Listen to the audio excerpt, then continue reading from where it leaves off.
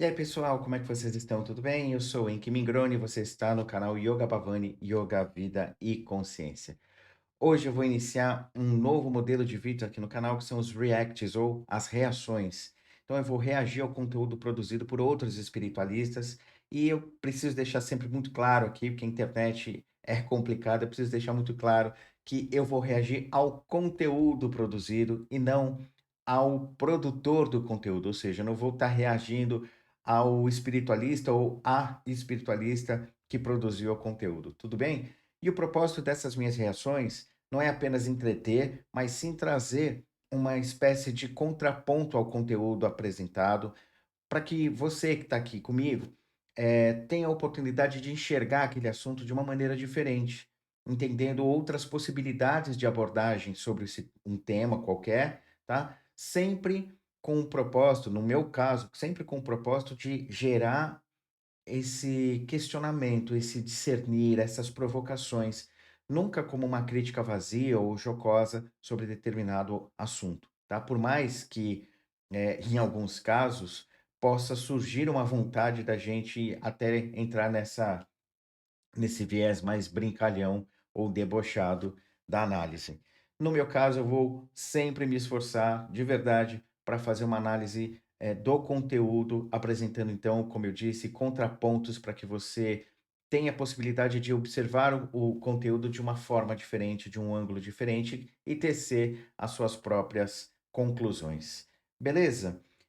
Se você é novo aqui no canal, eu já peço a você, ó, que já deixe o seu like, porque você pode esquecer ao longo do vídeo. Se inscreve e ativa todas as notificações, porque aí você não vai perder nenhum conteúdo que eu produzo aqui no canal. Tá joia? Toda quarta-feira tem live aqui com temas espirituais diversos.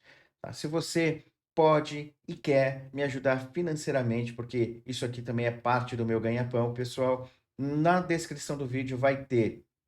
eh, a chave Pix. E se você quiser ser um apoiador do meu trabalho, tá? Contribuir mensalmente com ele, também na descrição vai estar o link do meu Apoia-se para você se tornar um apoiador do canal.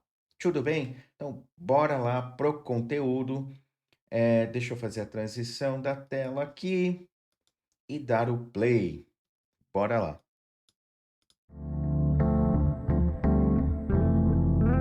Saulo, você viu o caso do Dalai Lama pedir para uma criança chupar sua língua, pedir para pedir desculpa, mas isso repercutiu. Ter sofrido assédio espiritual, cara, vou dizer uma coisa para você.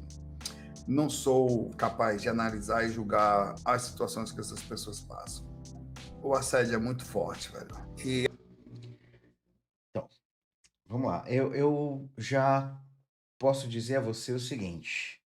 Você que me escuta ou vê, não foi assédio, tá? Não foi assédio espiritual. Nós temos uma certa tendência no meio espiritualista de colocar essas figuras que estão em maior proeminência, maior evidência no âmbito espiritual, como sendo fonte, ou melhor, focos de um assédio, dito assédio espiritual, né?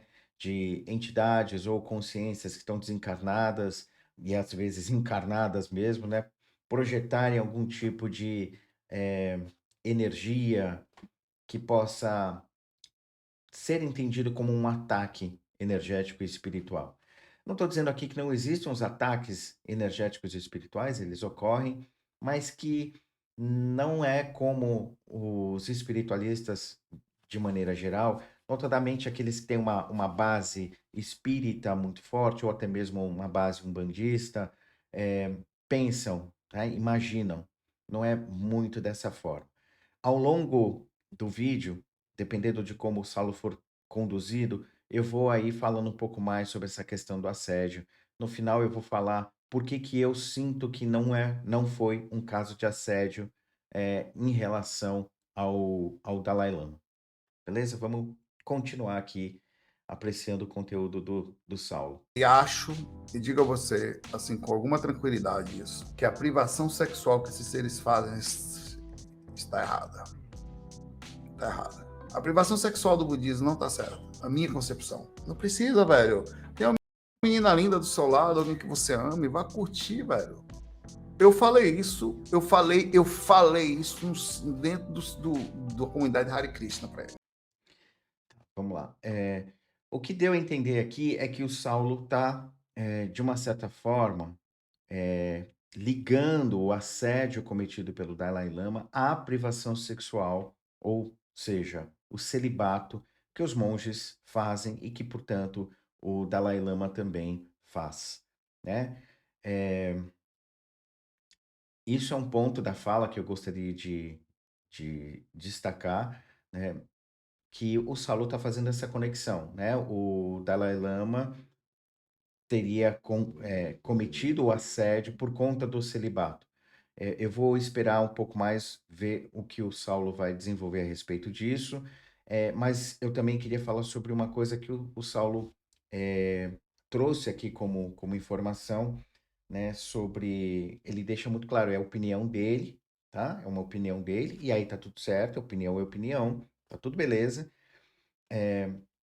E ele fala sobre, ó, tem uma menina linda aqui do seu lado e tal. E aqui eu quero fazer um apontamento, né, não só ao Saulo, mas a todos nós, homens. A gente, sem perceber, muitas vezes, a gente tem um machismo tão estruturado em nós que a gente não percebe que determinadas condutas que a gente tem são violentas, né? Quando, né, e aqui eu sinto que não foi o caso do Saulo, ele não fez de maneira pensada, não é nada disso. É como eu disse, tem algo que tá tão, incrustado, nos homens, que às vezes a gente nem percebe, é visto como algo natural, determinados tipos de comportamentos ou ações, tá? E isso é uma coisa que a gente precisa estar atento e se reformulando, sim, tá? Constantemente. A gente precisa tirar esse comportamento violento, essa misoginia de dentro de nós, quanto homens. Mas qual foi o comportamento aqui? Quando o Saulo aponta, olha, tem uma mulher linda do seu lado, né? Vai curtir. A gente precisa ponderar o seguinte: quem diz que toda mulher que está ao meu lado está disponível para que eu, entre aspas, vá curtir? Seja em qualquer nível de experiência, né? Quiçá ainda, desculpem, a experiência sexual, ok?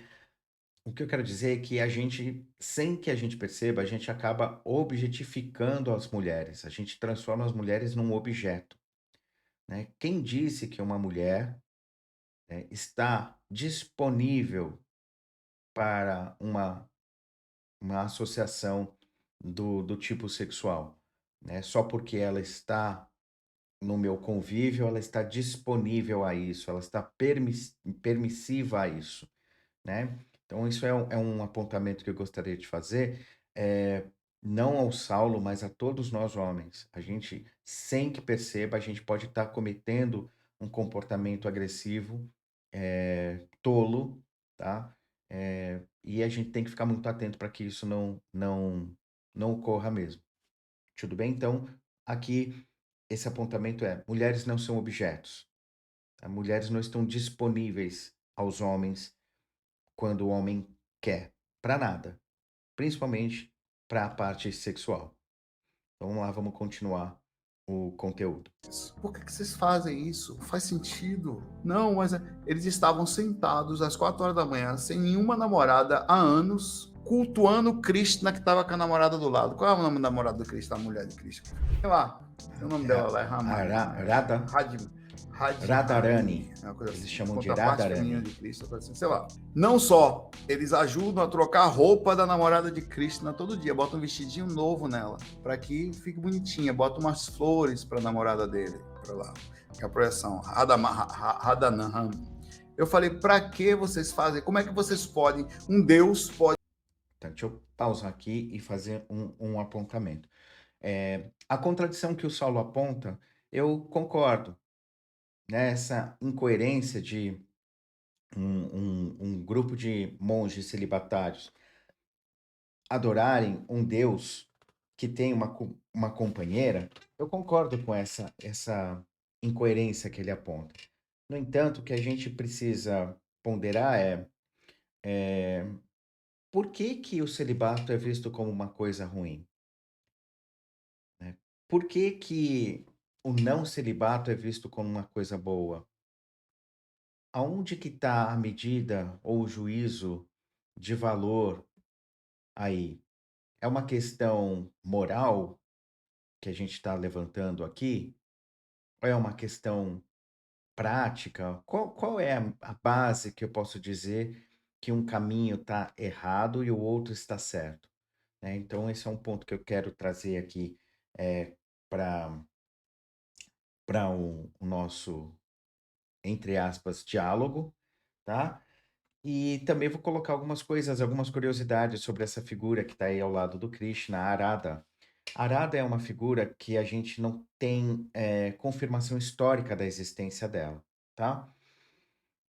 Os textos aonde se falam dela, uma única fonte, ela surge, entre aspas, do nada, na Idade Média indiana, não tem relatos dela em nenhum texto mais antigo, que fale sobre Krishna. Por exemplo, no Mahabharata, você não tem menção da Radha, né? Então, a gente não tem evidências de que ela tenha existido concretamente na história, né? Factual.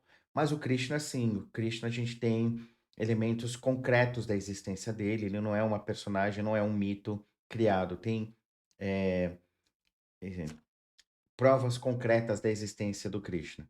Tudo bem? Vamos lá, vamos continuar o conteúdo aqui, vamos ver onde o Saulo vai com o exemplo do Krishna. Pode ter alguém, um flor feminino ao seu lado e vocês não terem. Qual o problema de namorar? Você não tem aí um negócio pendurado no meio das suas pernas, meu pai. Não é uma energia incrível, não, porque a negócio. Isso é balela. Quem inventou isso foi o demônio. Eu falo isso com tranquilidade. Quem inventou o celibato ou a restrição sexual foi o demônio. Para endemoniar a gente, para fazer essa. O que Vamos lá. Eu sempre digo que a gente precisa ter muito cuidado na nossa lida espiritual, principalmente para quem está numa posição de compartilhar, né? Eu digo para todos, os praticantes ou para aqueles que de alguma maneira conseguem compartilhar um conteúdo, são professores, que na espiritualidade não existe determinismo. Não existe isso de isto é errado, isto é certo, isto pode, isso não pode. Na espiritualidade, não. Na religião, sim. Em comportamento religioso, você vai ver estruturação hierárquica, você vai ver propostas dogmáticas, tá? Instituindo um caminho ou uma moral de ação, uma moral bem determinada, né, e um senso ético também bem determinado com os dogmas, alinhados com os dogmas. Então, numa visão religiosa, a gente vai encontrar, sim, isso pode, isso não pode, isso deve, isso não deve, essa energia é boa, aquela é ruim, esse ambiente é agradável, aquele não é, no sentido energético e espiritual. Essa música pode, aquela não pode. Então a gente vai ver todas essas estruturações. E por mais que a gente tenha, e eu falo isso com os meus alunos de uma maneira muito recorrente, por mais que a gente tenha aqui dentro a alcunha de sou espiritualista, sou universalista, se eu estiver pautando a minha experiência por elementos hierárquicos, né, dogmáticos, a minha roupagem espiritualista, a minha experiência religiosa, tudo bem? Então isso é uma coisa que a gente precisa, ficar atento. O celibato, vamos falar dos Hare Krishnas como ele está colocando aqui. Vocês já devem ter percebido que os Hare Krishnas, né, eles têm principalmente os noviços, tá? Eles têm o cabelo raspado e um pequeno tufo de cabelo aqui na parte de trás. Esse tufo de cabelo, ele está num lugar que na tradição a gente chama de ou Brahmarandra, Brahmarandra, que seria o portão de Brahman, ou Bindu Chakra, o chakra Bindu. O que que é Brahma ou Brahman? Né? O que que é Brahman?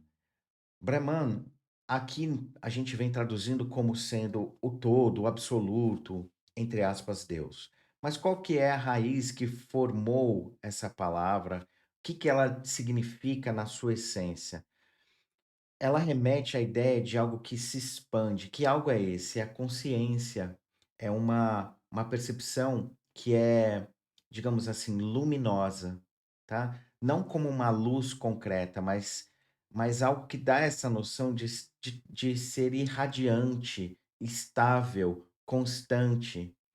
E essa expansão que a palavra remete nas suas raízes lá do sânscrito, e tal, essa expansão, ela é tão rápida, tão veloz, que ela é como se fosse ao mesmo tempo, tá? Uma manifestação. Então, Brahman seria uma espécie de consciência, irradiação, que permeia tudo ao mesmo tempo, instantaneamente. Mas é importante que eu deixe claro aqui que alinhado ou revestido essa palavrinha Brahman está o sentido de expansão, no sentido de transcendência. E não a transcendência mística, tá? A transcendência de ocupar espaço, de ir além, tá? É essa a ideia que se tem por trás de Brahman. E existe um termo eh, da tradição do yoga que é atrelado hoje em dia ao celibato, que é chamado Brahmacharya. Então a gente vê aí que Brahma tem a ver com essa presença, com esse impulso de transcendência, ou seja, na prática, o que que é isso? Essa nossa vontade de aprofundar, de se sentir abrangente, de se sentir mais pleno, realizado, não materialmente no sentido da grana, não só nesse sentido, tá? Mas realizado em quê? Em Brahman, ou seja, nessa percepção mais profunda e abrangente que transpassa os conceitos, os dogmas, que transpassa e vai além das estruturas hierárquicas, tudo bem? E Charya significa algo como que controla, aquele que tem um certo senhorio.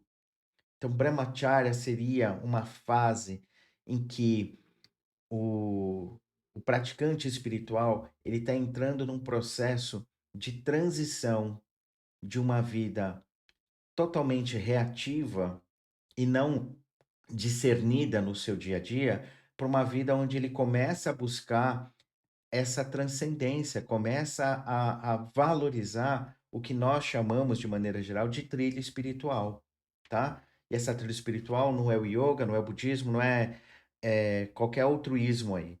É a gente buscando esse aprofundamento, esse, vamos colocar dessa forma, esse desenvolvimento, né? Essa maior plenitude.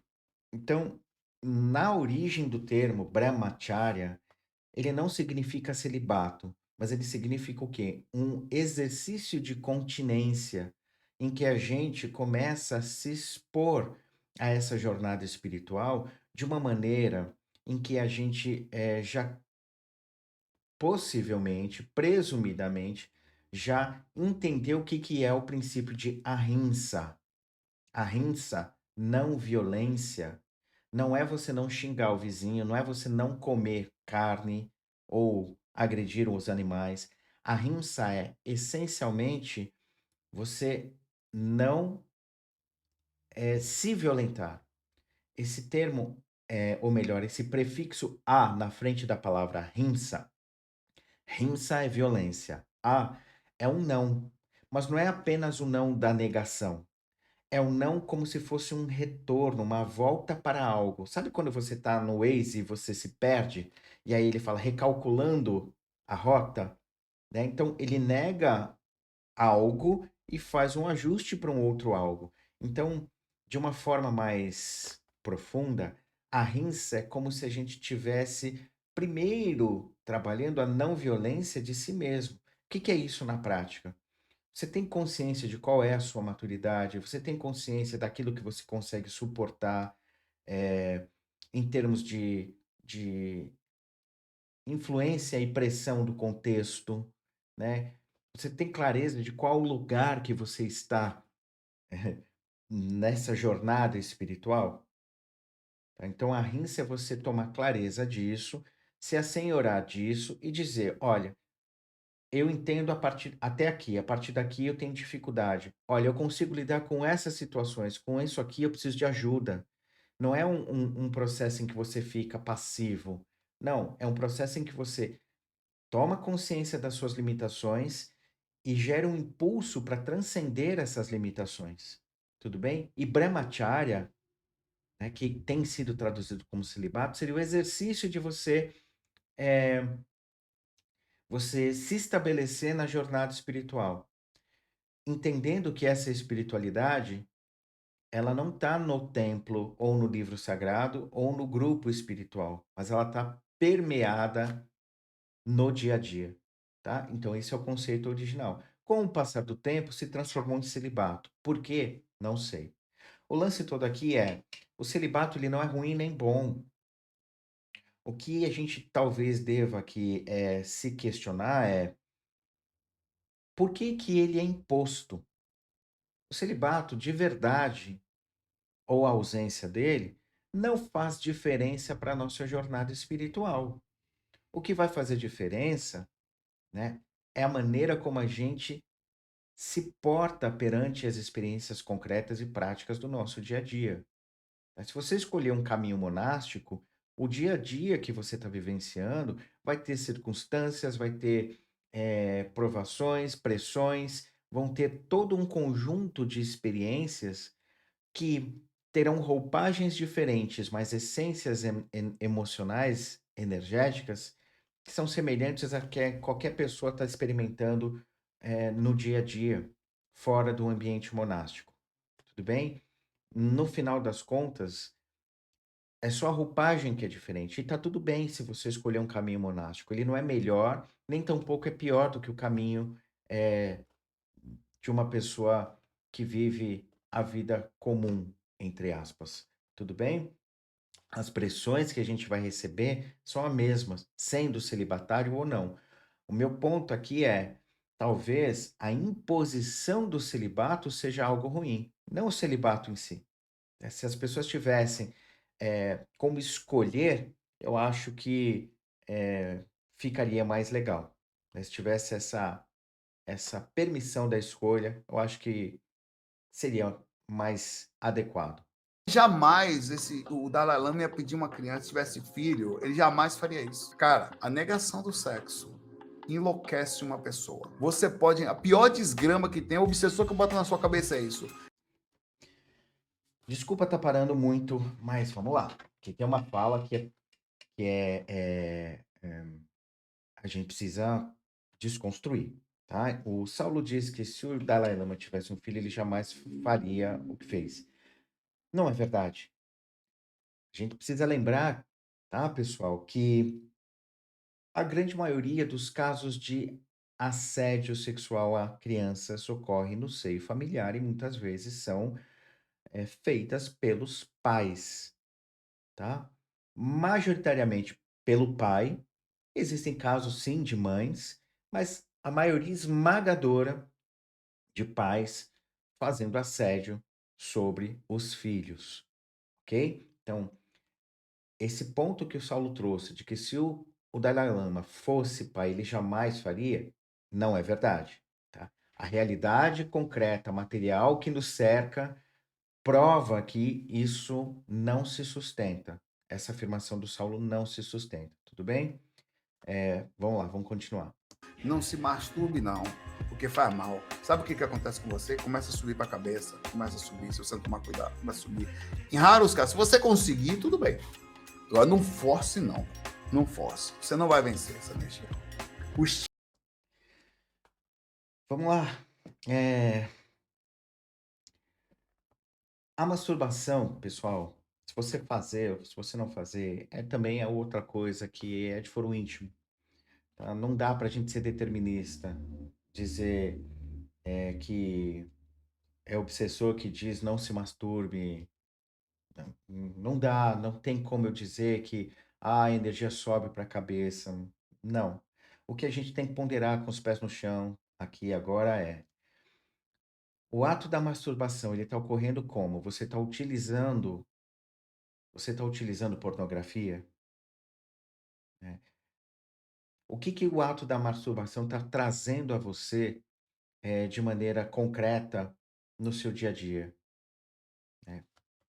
Você está ficando mais ansioso? Você está ficando mais agressivo? Como que está sendo a sua relação, né, no caso dos homens, como é que está sendo sua relação com as mulheres? O que a gente não sabe ou o que a gente deveria buscar entender é que a grande maioria das pessoas que desenvolvem o hábito corriqueiro da masturbação ou que porventura isso se desenvolve num vício sexual, essas pessoas elas acabam nas relações com as mulheres desenvolvendo traços de agressividade. Elas podem desenvolver, inclusive, impotência. Elas se tornam pessoas ansiosas. E muitas vezes, em casos extremos, tá? Não é raro, mas ocorre, não é raro isso que eu vou falar. Ocorre, as pessoas acabam até se tornando estupradores. Então, a questão da masturbação não tem a ver com obsessor dizendo: "Não faça porque vai subir para a cabeça". Não, tem a ver com todas essas questões que são muito mais práticas, concretas e materiais. Tenho buscado trazer essa clareza de que a jornada espiritual não é imaginativa, ela não está num plano distante, que é muitas vezes abstrato para quem está nessa jornada espiritual. A espiritualidade está aqui no concreto, prático, envolvendo a gente no dia a dia. Tudo bem? Então, sobre esse aspecto, observar a masturbação não como você está dando brecha para assédio ou qualquer outra coisa nesse sentido. Observar ela com o impacto concreto que ela gera na vida da pessoa, seja ela homem ou mulher. Eu digo homem porque, talvez, muito provavelmente, isso seja um hábito muito mais masculino por conta de todas as estruturas sociais em que a gente está envolvido aí, né. A As mulheres ainda sofrem, para além das inúmeras pressões que sofrem mais essa pressão de que se ela talvez se masturbar, ela, eh, né, não seja uma boa pessoa, entre aspas. Tudo bem? Então, para além de todas as pressões, ainda tem essa. Então, a masturbação, nesse caso aqui, me parece ser algo muito mais masculina do que feminina, então tem que se observar isso, tá? O tanto de distúrbios que ela pode gerar quando, ela passa de um certo limite, tá? A gente tem que observar a nossa relação concreta no dia a dia. Homem, que você que está me escutando aqui, pondera, né? Impotência, ansiedade, agressividade, sem que a gente perceba, esses hábitos descontrolados da sexualidade podem se transformar, em meio de ficar objetificando as mulheres. As mulheres deixam de ser vistas como pessoas e passam a ser vistas como coisas. Então a gente tem que ponderar sobre esse aspecto. E mais, assim, de maneira bem suave, a tal energia que a gente chama de energia sexual, ela não existe por si só. Não existe isso que a gente chama de energia sexual por si só. A gente está dando roupagens a uma coisa que, em verdade, é uma carência, tá? É uma carência. Se para você, para quem quer que seja, a expressão da sexualidade te traz uma sensação de preenchimento, de sensação de talvez, agora eu estou em equilíbrio, que na verdade não é um equilíbrio real, né? É uma adequação, me sinto mais adequado e não de fato harmônico, beleza. Mas vale lembrar que a raiz é a carência.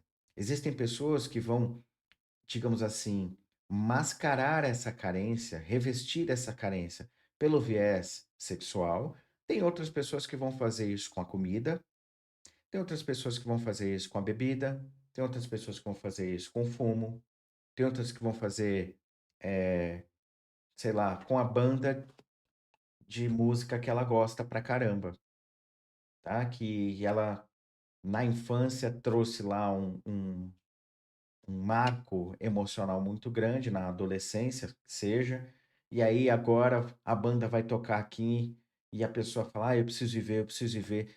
Olha o tipo de ansiedade, de angústia, de coisas que vão se formando. Ela junta grana e ela vai, monta acampamento para pegar um lugar melhor lá na pista.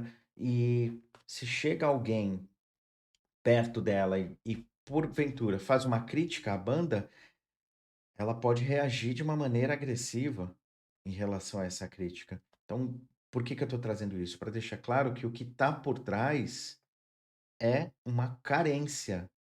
E nós, dependendo do arcabouço, né, de experiências que nós temos, as referências, dependendo de como a gente vai lidar com essa carência, a gente vai revestir ela com algo que para nós vai servir de um lastreador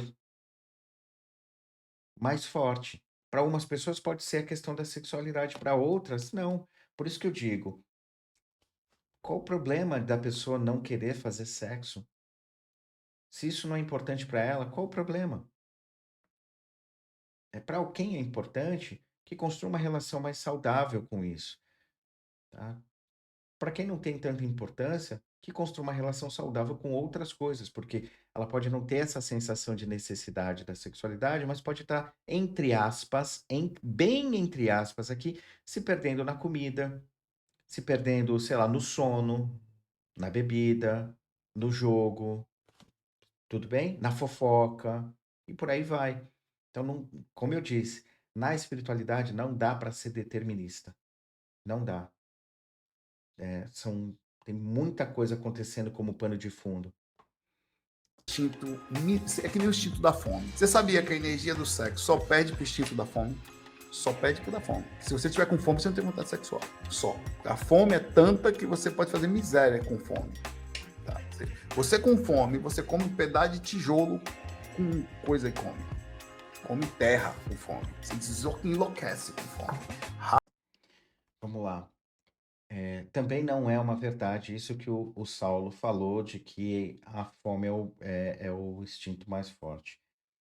Fala isso, né? Eu convido a vocês a ponderarem. Uma pessoa que está com um vício de drogas, por exemplo, ela, ela não come. Ela, ela fica na fissura pela droga. Às vezes, uma pessoa que tem o hábito de ir na academia, né, pode desenvolver, entre aspas, a mesma fissura. E não é a fome. E sobre fazer loucuras, né, comer terra, nananã, uma pessoa que está como é o objeto da nossa, né, central do vídeo, né, o Dalai Lama. Uma pessoa eh, que tem um comportamento sexual inadequado, né, se ela está nesse pulso dessa energia, vamos falar dessa forma, né? Eu disse que não existe energia sexual, mas vamos usar dessa linguagem. Se isso aí está muito forte, ela também faz loucuras. O estupro é uma dessas loucuras. O feminicídio, o infanticídio proveniente desse estupro também é uma dessas loucuras. Então, mais uma vez, eu peço só para que a gente pondere sobre esse determinismo. As coisas são assim, é desse jeito. Não é. Existem nuances que permeiam a nossa experiência e que muitas vezes a gente nem percebe que essas nuances estão ocorrendo, né? Estão permeando a nossa experiência. Raras criaturas passam por esse efeito. e acho que foi a Rukmini, né? A esposa do Krishna. E Krishna teve várias namoradas. Krishna teve centenas de namoradas. E eles estudam isso no Bhagavad Gita. Krishna teve várias manifestações na Terra. Krishna veio até como discípulo para entender o amor que os discípulos tinham por ele. E como o discípulo namorou que só peste. E os caras estão lá, olha, sinceramente, não dá para ser. E outra coisa, dá para ser altamente Hare Krishna, altamente espiritual, sem negar nenhum tipo de. Então vamos lá. O Saulo ele está usando a figura do Krishna como um contraponto para dizer que não precisa do celibato, tá? E eu vou fazer um outro contraponto aqui. Primeiro, essa história de que o Krishna era pegador, blá blá blá blá blá blá, não procede. Não é assim. Tá? Tem exageros aí. Tem muito exagero e muitas vezes esses exageros eles são propagados exatamente para chancelar esse tipo de visão de que a gente está no mundo e temos que viver o mundo, o sexo está aí, precisamos fazê-lo e por aí vai. Isso também é fruto de uma deturpação do conceito de sarraja, que um cara muito influente no meio dos espiritualistas fez. Um cara chamado Osho deturpou profundamente não só o conceito de sarraja, espontaneidade em sânscrito, como deturpou pra caramba o Tantra. O Tantra não tem nada a ver com a sexualidade, como se prega aqui no Ocidente. O Tantra é uma das escolas mais profundas da tradição espiritual indiana. Muito profunda. Ela é dividida em três escolas, digamos assim, né? Kaula, que significa raiz, que, falando de maneira bem abreviada aqui, ela tá ligada ao processo de tirar a pessoa de uma experiência desconectada com o divino, de subserviência com isso que é o divino. Oh, Deus, me salve, oh, me salve. Oh, eu vou ser castigado, oh, eu vou ser, preciso de uma bênção, se Deus quiser vai dar certo. Então essa caula, ela tira a pessoa desse estado para construir uma relação de maior proximidade com o divino, fazendo uma transição entre esse estado de subserviência e um estado de maior independência, de empoderamento pessoal. Depois a gente tem uma outra escola chamada Mishra. Mishra só para não ficar uma informação, né, incompleta, a escola Kaula, ela está muito focada no desenvolvimento do chakra básico, que não tem nada a ver com matéria, com dinheiro, nada disso, tem a ver com o, a tomada de posse da humanidade que cada um de nós é. E dentro dessa tomada de posse, existe aí a percepção do outro, existe a percepção de equivalência, de consenso, do exercício do diálogo, né? Existe um monte de coisinhas que não tem muito a ver com aquilo que os espiritualistas ocidentais falam sobre o próprio chakra básico. A segunda escola, como eu estava falando, a Mishra, vai buscar desenvolver o chakra cardíaco, que também não tem a ver com amor, com romance, com qualquer outra coisa assim. Muito pelo contrário, tem a ver com, nos termos tântricos e yogis, que é da onde se originou o estudo dos chakras, tem a ver com você enxergar a realidade como ela é e não como você gostaria que ela fosse. Então é um aprofundamento, você vai tirando as projeções emocionais que você faz sobre situações, sobre pessoas, né? Você começa a enxergar as coisas como elas são. Não é que você vai ficar sem um sentimento, é o oposto, o sentimento real vem. E ele já vem de uma maneira madura, porque lá no chakra básico você aprendeu a enxergar o outro. Então aqui você está aprendendo a não projetar sobre o outro algum tipo de valor. E a última escola do Tantra é chamada de Samaya, e está basicamente focada no desenvolvimento do chakra coronário, do chakra bindu, do Brahmarandra e por aí vai. Tá? Então, o senhor Osho deturpou para caramba o que nós chamamos de Tantra e deturpou muito o conceito de Sahaja. Sahaja, como espontaneidade, na linguagem do Osho, é traduzida como ninguém é de ninguém. Ninguém é de ninguém. Tá? E não tem nada a ver com conceito de Sahaja, o que que isso significa no contexto espiritual do Tantra e do Yoga, por exemplo, tá? Não é o foco falar disso aqui, mas vamos lá. A Rukmini, a esposa do Krishna, ela foi de verdade a mulher que o Krishna escolheu.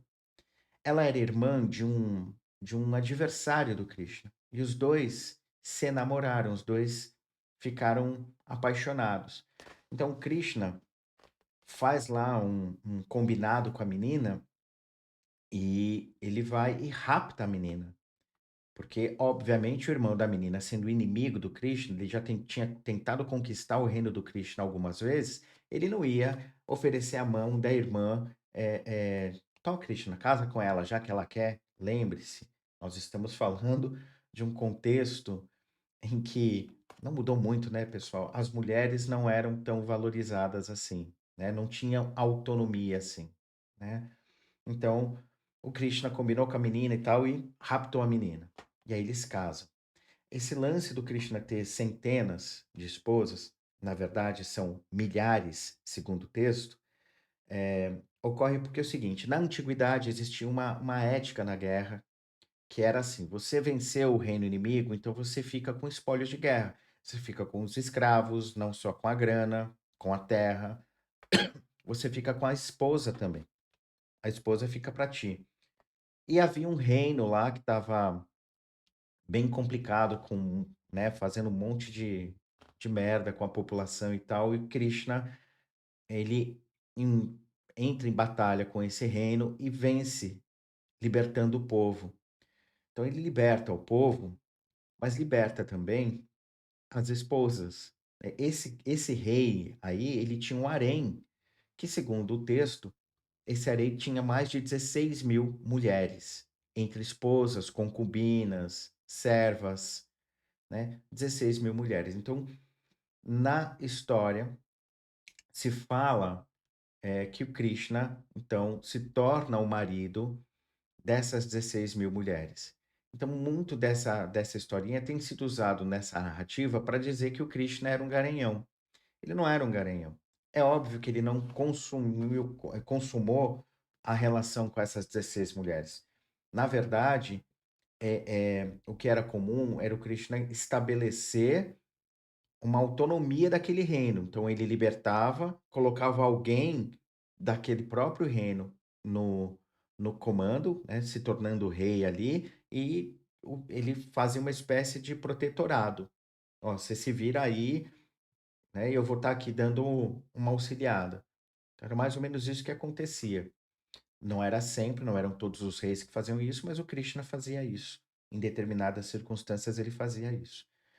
A Rukmini, por exemplo, ficou pé da vida quando, numa dessas empreitadas do Krishna, em que ele foi ajudar um reino que ele protegia, o rei deu ao Krishna a filha dele como esposa. Aí o Krishna chega lá no palácio dele com a nova esposa, a Rukmini ficou pé da vida. E o Krishna falou: não, não tinha o que eu fazer. Eu não tinha o que fazer. O Krishna tentou falar não, não, não, mas o pai da menina ia se sentir muito ofendido e tal, fez porque fez e a menina se tornou uma esposa do Krishna. Então essa história de que o Krishna era namorador não é verdade, tá? É propaganda. Ele tinha esposa, ele teve filho, tá? Mas ele não era um garanhão, tá? Não estava aí no modelo Osho de espiritualidade, não. Harmonia. Não é a mesma coisa eu falar, eu tenho um braço. A partir de agora eu não tenho mais braço, não. No braço. Pelo amor de Deus, você não tem um braço aí? No braço. Não, eu não uso mais o braço a partir de agora para encontrar Jesus. Para evoluir. Isso é balela, meu pai. Você não tem a desgrama do braço aí, meu pai. Se Deus não quisesse que você tivesse o braço, ele não tirava o braço de você. Isso quem inventou foi o demônio para atrapalhar você. Aí você acha que você se sente mais forte por conseguir vencer o processo assim. Eu digo a você com certeza, todos os seres, não importam quem seja, aqueles seres, qualquer um, naquele momento que eles falaram aquilo, eles estavam um pouco fora do contexto. Totalmente. Vamos lá. O que eu entendi aqui, de novo, assim, não vou entrar mais em questão com esse determinismo que o Saulo tem apontando, de que com certeza é assim, é essa, que não é verdade, tá? É, Deus, na forma como o Saulo está colocando aqui, é uma pessoa, é alguém e que tem o poder, né, sobre nós. Ele está numa posição superior a nós. Essa última fala dele deu a entender isso, né? E ele ainda coloca a figura oposta ao Deus, né, como o diabo, né, que foi o cara que fez isso aí. Então, na leitura do que o Saulo apresenta, o contexto do conteúdo é um contexto mais religioso, no sentido de apontar essas hierarquias e um certo distanciamento entre nós e esse princípio divino. Tudo bem, isso é a experiência dele, tá? Não há o que contestar isso. O que eu trago à tona aqui como ponderação é o determinismo, dizer que é assim. Isso aqui eu acho que a gente tem que ponderar, né? Não é bem desse jeito, não. Em um determinado momento, ele fala assim também que as pessoas, com certeza, as pessoas que falaram isso estavam fora do contexto. O que eu entendi é que ele quis dizer que as pessoas estavam fora da realidade, porque que contexto, né? Se uma pessoa diz, olha, celibato, talvez ela diga celibato olhando o contexto em que ela está inserida. De repente, dentro do contexto em que ela está inserida, aquilo faz sentido. Beleza. Mas se o Saulo quis dizer realidade, de novo eu falo, é um determinismo. Não dá para dizer que a pessoa que prega o celibato, ela está fora da realidade, né? Com base em que eu estou dizendo que a minha percepção de realidade é a norma. Eu não posso fazer isso. Eu estou aqui medindo o mundo com a minha régua.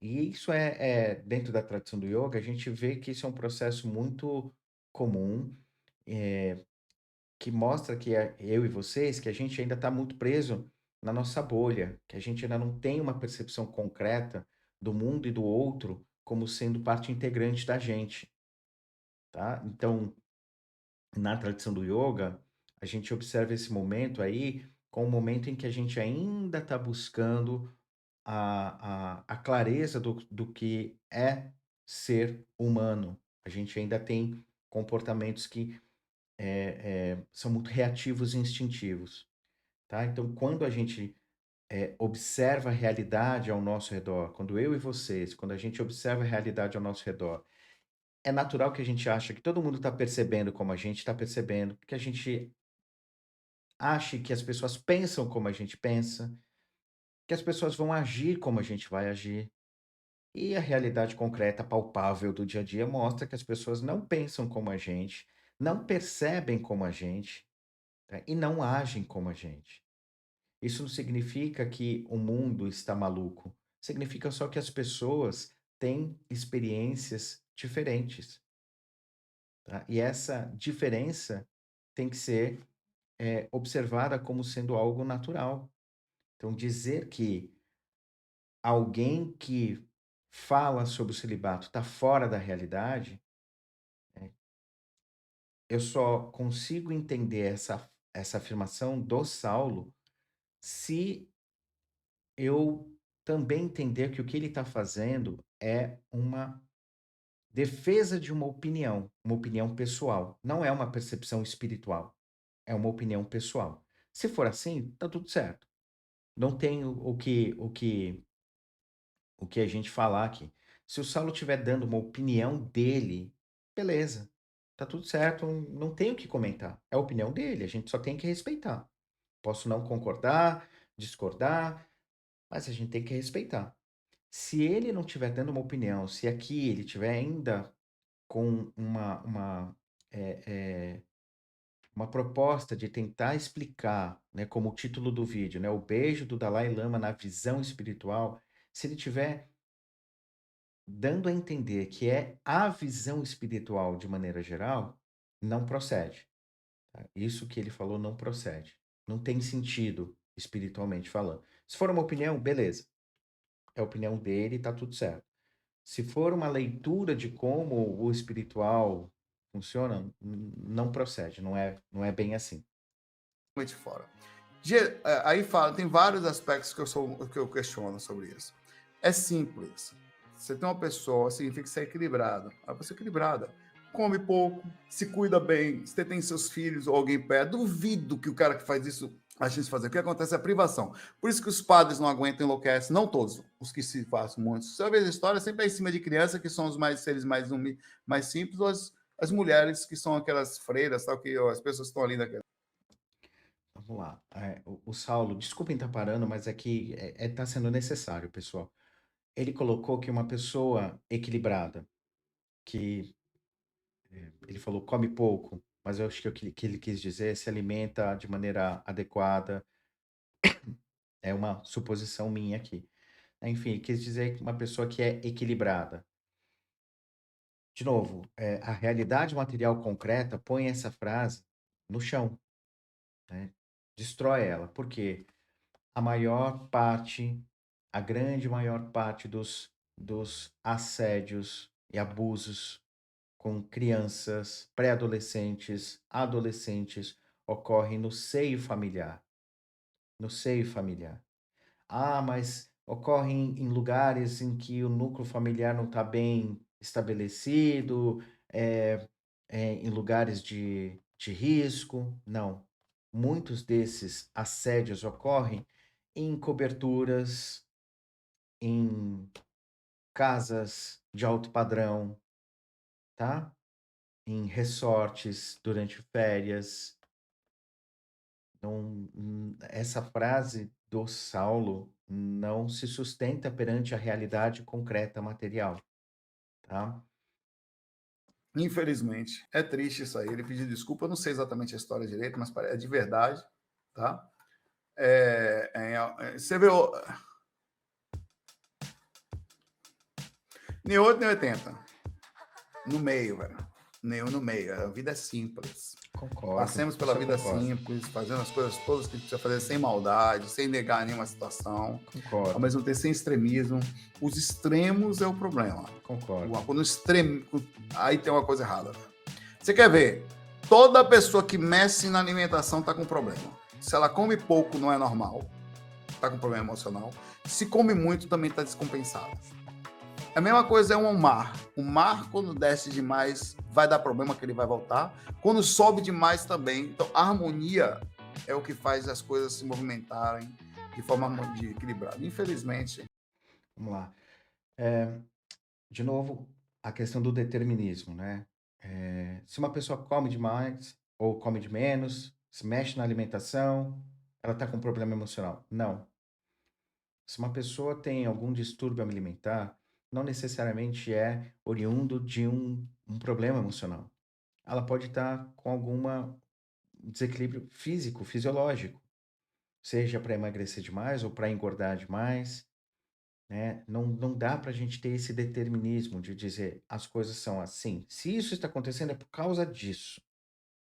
Não funciona dessa maneira, tá? Com relação à harmonia, a gente precisa entender o seguinte, pegando o exemplo que o Saulo deu, quando o mar recua demais, o mar, por conta das marés, ele recua um tanto que é natural. Se ele recuou mais do que esse tanto natural, é porque alguma coisa ocorreu, alguma coisa extraordinária, ou seja, para além do normal, ocorreu.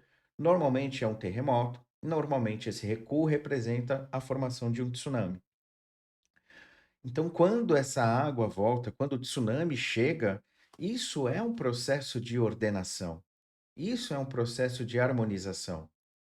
Não é uma coisa absurda, tá? Então, quando a água vem por conta de um terremoto, esse processo do retorno faz parte de um processo de ordenação. É um processo. Tudo bem? Vamos pegar, por exemplo, as cheias no Pantanal. Quando vem as cheias, isso não é visto como uma catástrofe. Isso é visto como algo natural. É um processo harmônico daquele ambiente. Quando as águas retornam, o solo está mais rico, está mais cheio de nutrientes, né? E por aí vai. Então, o que eu quero que a gente entenda é que quando a gente fala de harmonia, talvez a gente esteja tentando também deixar um modelo fechado. Isso aqui é harmonia. Não, se a gente olhar a realidade concreta, material que nos cerca, a gente vai entender que esses processos que nós chamamos de ordenadores ou harmonizadores, eles podem apresentar para os olhos que não estão muito atentos, num primeiro momento, uma sensação de desordem profunda.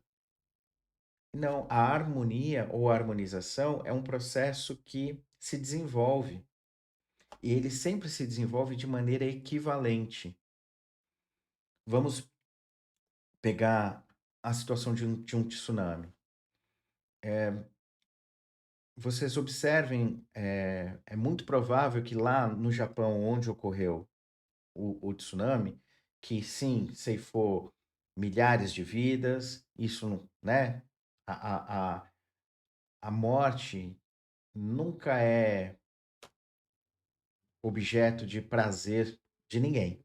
Quer dizer, normalmente, de ninguém. Ah, mas o que eu quero dizer é que naquele processo do tsunami, muito provavelmente, na maneira como a cidade foi reconstruída, coisas foram melhoradas, a forma como a própria sociedade japonesa entendeu as dinâmicas, do que ocorreu, mudaram a relação dela com a realidade concreta daquele ambiente. Então, um processo de harmonização emergiu daquele evento, tá? Então, isso é uma coisa para a gente ponderar também, é só uma provocaçãozinha que eu faço aqui com relação à harmonia. Isso deve-se à loucura que deve ficar essas pessoas aí em algum momento. Vira uma loucura, vira, infelizmente, aí acontece, acaba ou muito com a visão de pessoas que já se aproveitam dessa coisa para falar mal do budismo. Não tem nada a ver com isso. Inclusive, Concordo, um não dos tem seres nada a ver. O mais evoluídos que budismo passaram pelo não tem planeta nada a ver. foi o Buda Gautama. Que nada tem a ver com os homens que se pedem sobre o processo aqui. Falar. Aliás, o Gautama tinha uma namorada, não tinha? Tinha uma esposa, não tinha? O próprio Gautama alcançou a iluminação, inclusive, com a namorada dele, o Gautama. Então vamos lá. O Siddhartha Gautama, ou Gotama, como também chamam, ele não atingiu a iluminação com a esposa dele, não era uma namorada, uma esposa. O que ocorre é o seguinte, o Siddhartha, ele vivia preso, né? Não com amarras, mas de forma figurada, não sei se tão figurada assim, mas ele vivia preso num palácio cheio de riquezas. O pai dele não deixava nenhum servo ser tão velho, então ou mais velho que o pai. Então o Buda, o Siddhartha, né, ele não conhecia a velhice, não conhecia a doença, né? Esse tipo de experiência não se apresentava a ele. E um dia ele se questionou sobre o quão grande era o reino que ele ia governar, porque ele era um príncipe. E o pai falou, falou, falou, ele falou, pô, eu quero conhecer esse reino. Aí o pai desconversou, não, eu quero conhecer. Aí o que que o pai fez? Ele fez uma espécie de maquiagem do ambiente. Tirou os pobres, fez uma procissão, né, por lugares mais agradáveis, né. Só que no meio dessa festividade todas, o Siddhartha, ele viu da sua quadriga, né, da sua carroça real, ele viu um velho e falou com o atendente dele, que era o melhor amigo dele, falou: que é isso ali? O cara falou: isso aí é velhice. Todo mundo vai passar por isso, né? Inclusive você. E aí isso mexe com o Siddhartha, com o Gautama. E aí ele volta para o palácio mexido, e aí ele tem lá, dentro dos professores dele, um dos professores de meditação que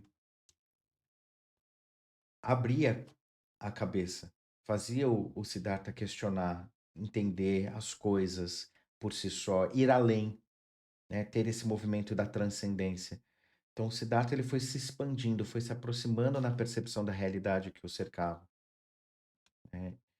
Nisso ele casa, a esposa dele engravida, tal, e ele fica nessa angústia de perceber essas contradições. Ele saía escondido do palhaço, do palácio e viu a realidade, viu a morte, viu a fome, viu sofrimento, viu tudo. E aí quando ele volta, ele começa a questionar o pai, começa a questionar os sacerdotes, do tipo: "Por que que precisa dar riqueza para esses caras? Por que que a gente não dá riqueza para o povo?", né? Então ele começou a perceber as contradições do sistema. E ele fez algo. O algo que ele fez foi: eu vou sair daqui dessa, entre aspas, palhaçada, né? Já que eu falei que ele estava num palhaço, ele resolve acabar com aquela palhaçada e ele sai e abandona a esposa e o filho. Tá? Ele abandona, ele não deu tchau, ele, né? A esposa sabia das angústias dele e sempre ponderava: peraí, mas agora você é pai, mas agora você tem um filho, mas agora você tem uma esposa. Ele saiu, abandonou, saiu fugido, internamente dizendo: eu preciso resolver o sofrimento, essa questão do sofrimento, eu preciso dar um fim no sofrimento das pessoas. Então foi isso que norteou a saída do Siddhartha. Aí quando ele sai, ele passa por trocentas experiências lá, que não é o foco do nosso vídeo aqui, e aí ele atinge a iluminação. Posteriormente, você acha que a esposa do Siddhartha ficou tranquila? Não, ela ficou revoltadíssima, ficou pé da vida. Então, posteriormente, ele se reúne, ele consegue, aí sim a esposa se torna discípula, se eu não me engano, mas o pai dele se torna discípulo, e assim se desenvolve a história dele, tá? Mas ele não se iluminou com a esposa. Não, não. Ele estava, eh, ele estava só. Ele estava, o processo de iluminação, ele estava só, no sentido, no sentido mais profundo da palavra só, tá? Não que não existiam pessoas perto dele no momento, mas ele estava repousando em si mesmo.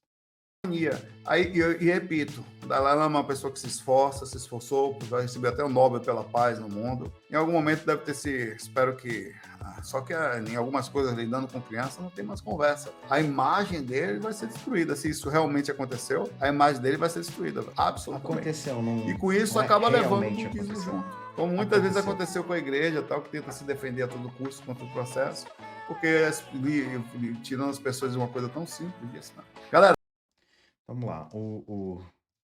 Aproveitar que o Saulo falou sobre imagem, né? A imagem dele. Então, eu vou até mudar aqui, que o vídeo do Saulo já terminou mesmo. Eu vou mudar e vamos lá, vamos falar sobre essa imagem que o Saulo falou. Vamos falar sobre o Dalai Lama, então. Por que que eu digo a vocês que não foi um assédio, que não foi uma brincadeira? A gente precisa lembrar do Tibete. Vamos falar do Tibete e do Dalai Lama. O Tibete, ao longo de muito tempo, digamos que desde os anos 600 depois de Cristo, ele foi um local que, de uma certa forma, era um protetorado de alguma outra nação. A maior parte do tempo ele foi um protetorado chinês. Em alguns momentos foi protetorado mongol e chegou a ser protetorado também inglês. Então, os ingleses também tomaram conta daquela região, tá? Eu não vou me aprofundar muito nessa história, eu vou deixar no link da descrição algumas fontes para vocês consultarem de tudo isso que eu estou falando aqui, tá? Tudo isso que eu vou falar são fatos documentados, são fatos históricos, tá? Infelizmente, boa parte desse material está em inglês, tá? Mas eu vou deixar na descrição os links para vocês consultarem. Então, quando se estabelece a dominância da escola tibetana que o Dalai Lama representa, que são um dos chapéus amarelos, s- gradualmente o Tibete vai se transformando numa teocracia. O terceiro Dalai Lama, se eu não me engano, ele foi até nomeado por o imperador mongol. E hoje, por que que eu estou falando isso? Porque hoje na mídia tá, nossa, o próximo Dalai Lama vai ser nomeado pelo governo chinês e blá blá blá. Isso não foi, não será a primeira vez e provavelmente não será a última vez, tá? Como eu disse, o imperador mongol já nomeou o Dalai Lama. Em outros momentos, houve também a participação do protetorado chinês, que na época era a dinastia Qin, né? E, enfim, houve todo esse processo de ocupação do Tibete por outra nação. O Tibete nunca foi, de fato, um estado independente, ele sempre foi um protetorado. Para não dizer que nunca foi, de 1913 até, acho que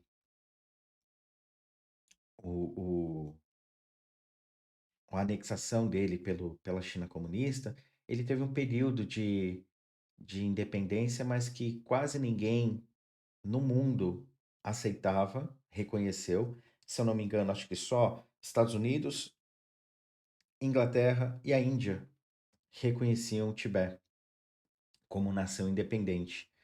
E o porquê disso? Porque a gente estava passando pelo um momento da Guerra Fria. E Estados Unidos e Inglaterra tinham a presença forte da, da Rússia, né, da União Soviética, para ser mais correto, ali nas fronteiras da Europa, e estava havendo a China passou por um momento de, de dominação ou de imposição violenta pela Inglaterra, foi muito forte. É chamado do século da humilhação. Houve guerra do ópio, duas guerras do ópio, em que os ingleses espalharam o consumo do ópio pela, eh, eh, pela a China. Então a população ficou extremamente viciada. A China, nesse período, se tornou a nação mais pobre do, possivelmente a nação mais pobre do planeta. E aí houve lá um processo em que eles acabaram com a dinastia Qin e formaram a República da China. É, e depois, né, com dificuldades de se manter a unidade territorial da China, tal, vem a Revolução Comunista, apoiada pelo, pela União Soviética, obviamente, e aí surge a República Popular Democrática da China. E uma das premissas do comunismo é a libertação da classe trabalhadora, tá? É a classe trabalhadora tomando o poder. Então, por isso que ele se diz que é uma ditadura do proletariado. Então, são os trabalhadores que vão ascender ao poder, tá? Então, quando os comunistas conseguem formar uma unidade da China, eles eh, conseguem estabelecer essa China como uma coisa só. É claro que eles olhavam para o Tibete com o aspecto histórico, né? Ele sempre esteve sob nossa tutela. Eles observam pelo lado geopolítico, aquela região é importante para manter as fronteiras, tal, para a segurança das fronteiras, mas também observam por esse viés do trabalho. Eu não sei se você sabe, mas 95% da população tibetana, antes dessa anexação chinesa, era composta de servos e escravos. 5% da população era a classe dominante. Então, a sociedade tibetana ela era dividida da seguinte maneira: uma classe alta, onde tinha onde tem o Dalai Lama, a aristocracia e os monges de alto escalão. Na segunda classe, a gente tem um pessoal mais, digamos assim, faz a parte burocrática e os monges de segundo escalão. E a terceira classe o resto, servos e escravos. Não existiu propriedade de terra, os servos, na verdade, não tinham nada, muitas vezes não tinham nem comida mesmo, eles precisavam sair pedindo comida. E uma das coisas que ocorreu enquanto o Dalai Lama ainda estava no Tibete, antes da anexação da China comunista, e eu estou reforçando isso para desconstruir o argumento de que os comunistas é que ferraram com o Tibete. Não, tá? Isso é, como eu disse, é fato. Eu vou deixar as fontes para vocês. Quando um servo no Tibete não tinha cumprido as suas funções adequadamente, o que que ocorria? Se decapitava um membro, cortava um membro do corpo, seja uma mão, um pé, o antebraço, se cortava. E essas pessoas muitas vezes tinham que andar com esse membro pendurado pelo corpo como uma forma de aviso aos outros que estavam, aos outros servos e escravos que estavam ali. Tudo bem? Desculpa estar falando essas coisas, eu sei que é uma coisa horrível, mas a gente precisa entender qual o contexto que o Dalai Lama foi criado, tá? Para essa classe dominante, os servos, né, a terceira classe, não eram pessoas, eram vistos como coisas, como bichos. Eles eram completamente descartáveis. Me desculpe que eu vou falar agora, pode causar algum gatilho, então se você já está se sentindo mal com o que eu estou contando, não assiste não, tá? Nos palácios tibetanos, em monastérios, era comum você ver pendurado nas paredes pele humana desses escravos. Eles tiravam, segundo relatos, tiravam as peles com as pessoas vivas. E tinha pele de criança também, tá, pessoal? Tudo isso é documentado, tem foto, tá tudo. Não é teoria da conspiração. Tudo bem? Então você vê lá na parede dos palácios peles humanas expostas. Havia esses casos de mutilação, tá? Então não era uma sociedade amorosa, tá? Quando da anexação da China, o Dalai Lama, ele já tinha uma clareza do que estava acontecendo, ele já já era um jovem adulto e ele, né? Não sei se vocês sabem, mas o Dalai Lama, ele é supostamente os guardiões dos ensinamentos do Avalokitesvara, do Bodhisattva da compaixão. Mas nenhum desses Dalai Lamas, nenhum deles, sendo o guardião dos ensinamentos do Avalokitesvara, nenhum deles brecou, parou os abusos que eram cometidos com a população, nem tampouco esse Dalai Lama que está vivo aí, que fez o assédio contra a criança, ele também não, né? Quando ele foi lá e foi para a China, celebrar a anexação da China, do Tibete pela China, ele foi lá, tudo, fez parte do processo, né? Uma das premissas do acordo assinado entre o Dalai Lama e o governo comunista chinês era melhorar a condição do povo, acabar com aquela estrutura social. Ele não acabou. Então, em 1956, o Tibete foi anexado, se eu não me engano, em 1951. Então, o Dalai Lama foi para a China, fez toda essa pompa, toda, né, assinou o contrato lá, se comprometeu a mudar as estruturas sociais. Ele não fez.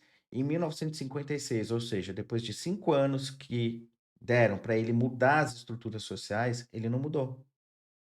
Não mudou nada. Os chineses foram e começaram a fazer a reforma agrária. Então, para fazer reforma agrária, o que que acontece? Toda a elite, que era quem detinha as terras, obviamente não gostou, né? Eles não gostaram. Então existia Estados Unidos, Inglaterra e a Índia. Estados Unidos e Inglaterra, com um sentimento muito forte anticomunista, estavam vivendo a Guerra Fria, tentando conter a pressão da União Soviética, né? Obviamente, eles, e isso é comprovado, é documentado, pessoal, eles apoiaram a elite com armas, com treinamento militar, para tentar fazer uma contra-revolução no Tibete. Então, em 1900, como eu disse, em 1956 começa a se fazer a reforma agrária, a pegar a terra que era dessa classe dominante e dar para a população.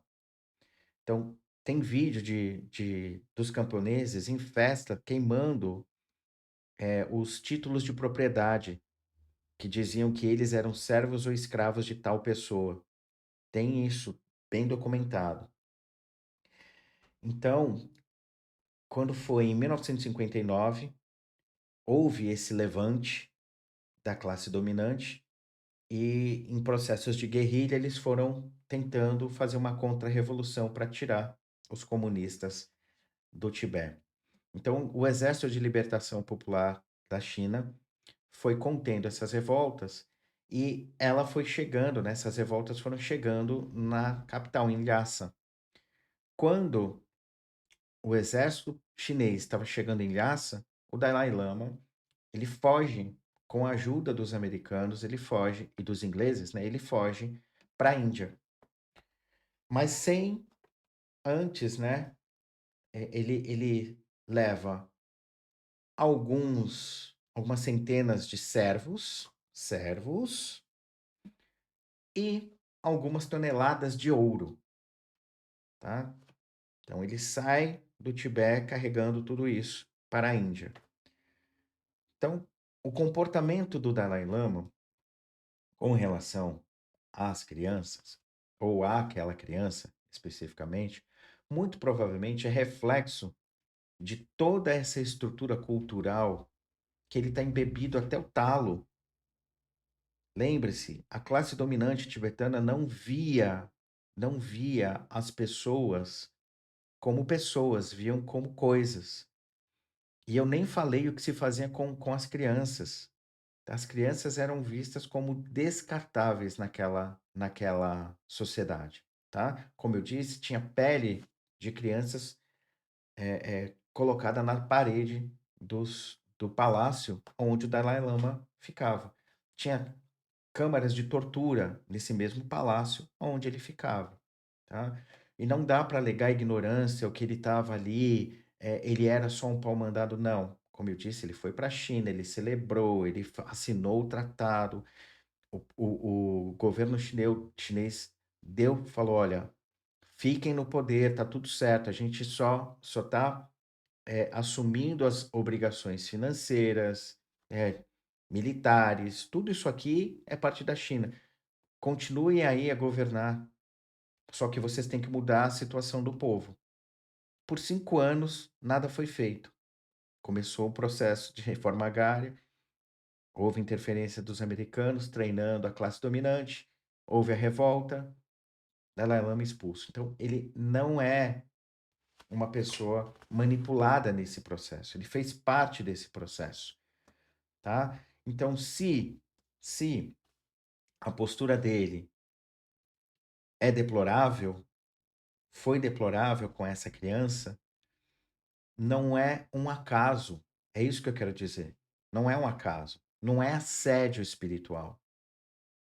É ele. Aquilo ali é ele. Não é porque ele está senil. Pode até ter um caso ali, porque ele está velhinho e tal, mas o grosso da experiência emerge por hábito.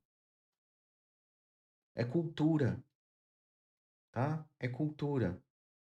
Não é algo que foi sem querer. Não era uma brincadeira, não é algo que ocorre no povo tibetano, não, tá? Então, isso é uma coisa que eu queria trazer a vocês, e o que eu queria trazer também, assim, a gente fica indignado com essa questão do Dalai Lama,